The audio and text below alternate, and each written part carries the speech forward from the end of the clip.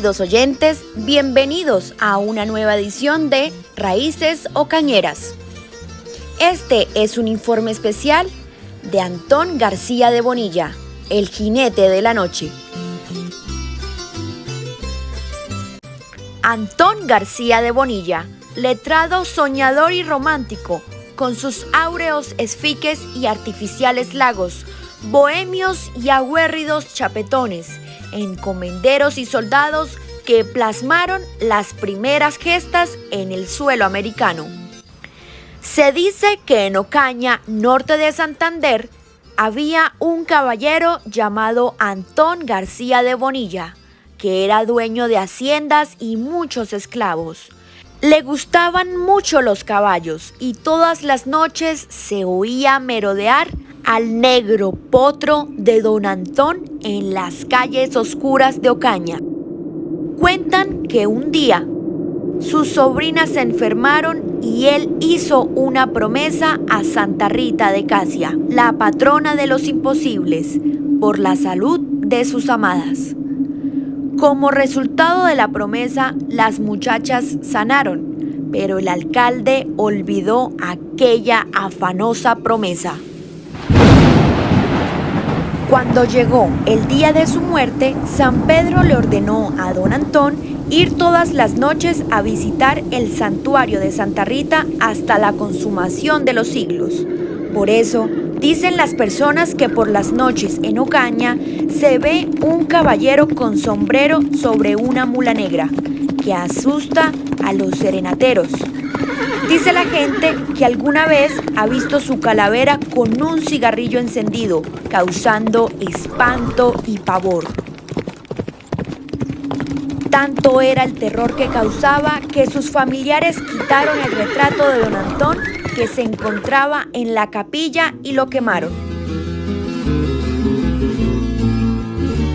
El Antón García de Bonilla, que ha venido a formar parte de la leyenda ocañera, fue ciertamente un personaje histórico real.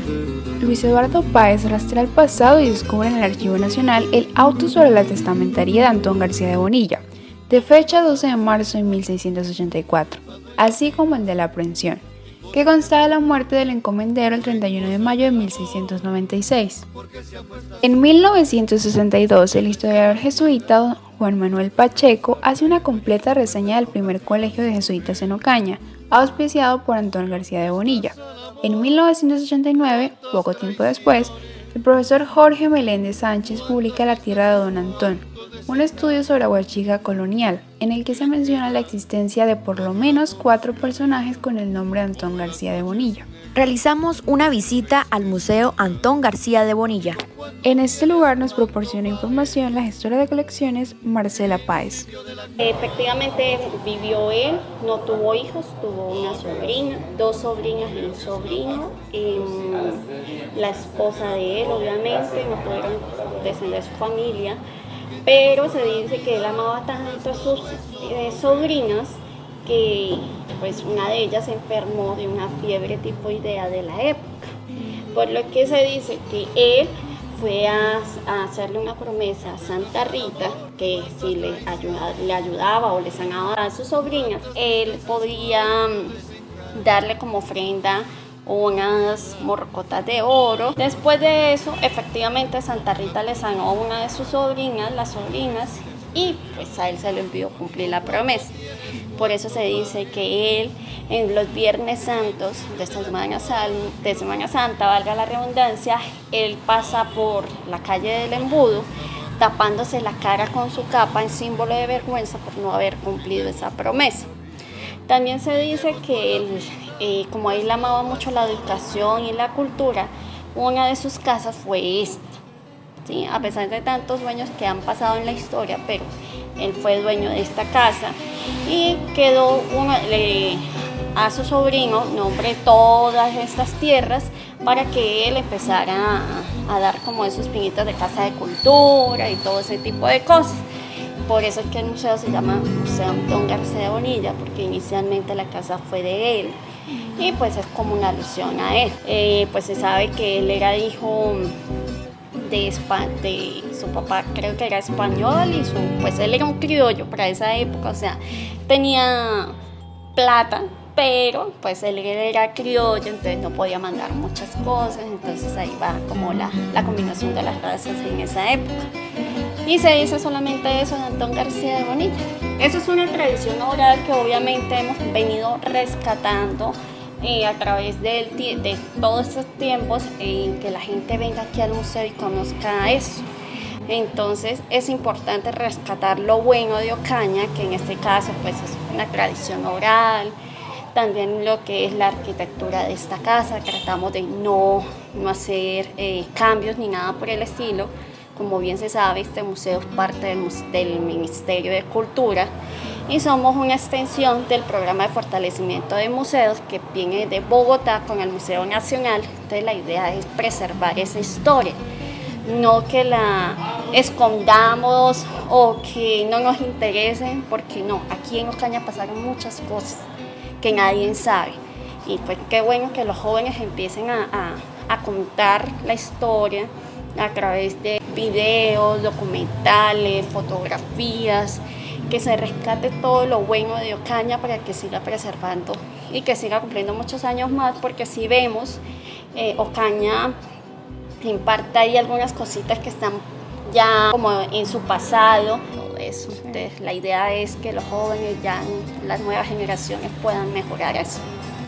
El presidente de la Academia de Historia, Luis Eduardo Páez García, recuerda que su padre, Luis Eduardo Páez Curbel, en el año de 1935 hizo un ensayo sobre la interpretación estética y lírica de Adolfo Milanés con metáforas que enriquece la prosa y que muchos declaman ese fragmento como si fuera una poesía. Calles de mi tierra trazadas por la geometría de la emboscada.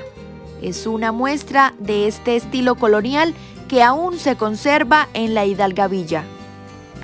Nos dimos a la tarea de visitar las calles de Santa Rita para preguntarle a los habitantes si habían tenido alguna experiencia con la leyenda de Antón García de Bonilla.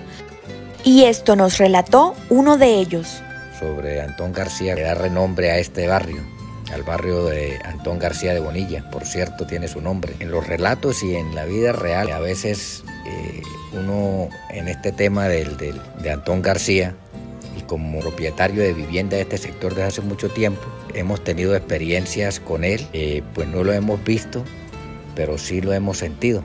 En las fechas de los Jueves Santo o Viernes Santo, horas de la noche, ya avanzada hora de la noche, por ahí tipo de 12 en adelante, se escucha que sube un caballo por el barrio, que llega hasta diferentes puntos y baja y sube con frecuencia hasta que pues ya no lo sentimos más. Un amigo aquí de cuadra que sí tuvo una experiencia más directa, sí lo vio y mantuvo un rato observando sus movimientos, y pues él da fe a que sí existe, o que esa leyenda sí es real. Después de este enriquecedor recorrido por las calles de Santa Rita, nos dirigimos hacia el complejo histórico de Ocaña, lugar donde nos encontramos al ilustre historiador Luis Eduardo Páez García, quien nos relató un poco acerca de sus investigaciones sobre este gran personaje. Bueno, básicamente hemos estado investigando como parte del patrimonio cultural inmaterial de Ocaña la leyenda desde hace ya años atrás.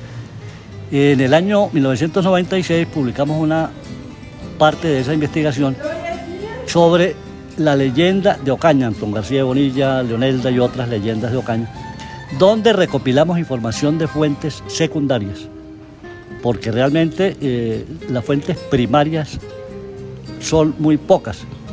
En el caso de Antón García, por fuentes primarias, es decir, en documentación archivística, sabemos que el personaje existió realmente y que son cerca de 4 personajes con el mismo nombre, Antón García de Bonilla. Eso nos da la muestra de que a través de los años la leyenda de Antón García de Bonilla tuvo tanto peso que fue quedando en la memoria colectiva de los ocañeros. Es más, del municipio de Aguachica, municipio de Río de Oro y municipio de Ocaña, es decir, la ruta que el encomendero tenía en su época, digamos, la época en que se produce la leyenda. La leyenda, ¿qué dice básicamente? Pues sabemos por lo que se ha escrito, ya han escrito algunos, digamos, cronistas de Ocaña. Se enferman sus sobrinas en la finca de San Roque de Aguachica, parte de hoy lo que es el municipio de Aguachica. Y la enfermedad fue tan grave que no fue posible que los médicos la curaran. Entonces él viajó hasta Ocaña y llegó en horas de la noche tal vez a la iglesia de Santa Rita, le prometió algo a la santa, que posiblemente haya sido dinero, como prometían los españoles a las iglesias, a cambio de la salud de sus nietas, de sus sobrinas.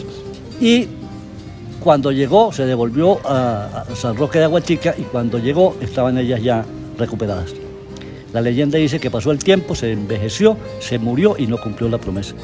Y eso, según la tradición española, se llama el desandar. Quien se muere incumpliendo una promesa está obligado a vagar eternamente por los lugares en que él visitó estando vivo. Ese es el caso de verlo en Aguachica, en Río de Oro, en Ocaña.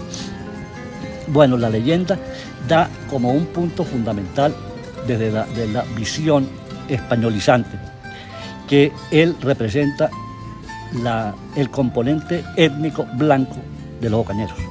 A diferencia de Leonelda, que representa el componente étnico aborigen.